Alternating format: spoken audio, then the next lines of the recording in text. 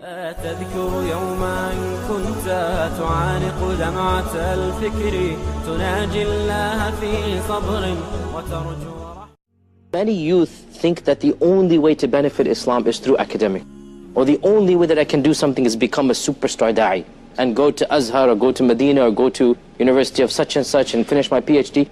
But not everybody is cut out to be a scholar. And in fact, the majority of the Sahaba were not scholars in that sense. The majority of the Sahaba were not narrators of hadith. The majority of the Sahaba were not masters of halal and haram. And yet they were all occupying a very high rank with Allah subhanahu wa ta'ala. And I think this is one of the biggest, I think, misunderstandings that pious youth have. Of course, we have many types of youth. The righteous youth, they think that the only thing I can do to benefit Islam is to dedicate my life to academics. But then things happen. Parents need you. You have to get married. You get a job. And somehow most people cannot go and study academic Islam. And therefore, they start living a very lackadaisical life, a very un-Islamic, maybe even nothing much to do with Islam, because they thought, well, I wasn't able to go to Azhar, I wasn't able to go to University of Medina, I might as well just live a mediocre life. What my advice to them is, look, if you can't become a scholar, that doesn't mean you can't do anything for Islam. Wallahi, scholars need non-scholars. Scholars need scholars in other fields. If you can't be a scholar of Islam, become a scholar of something else. Even if it's a scholar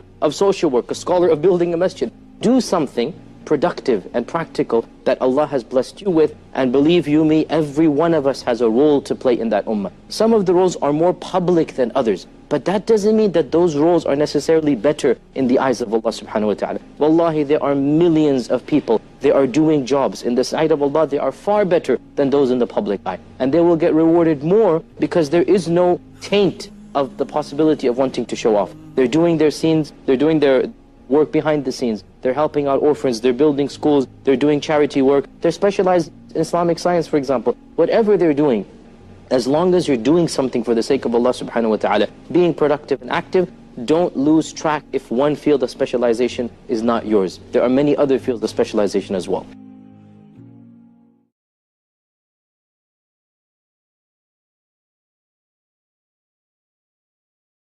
Ah.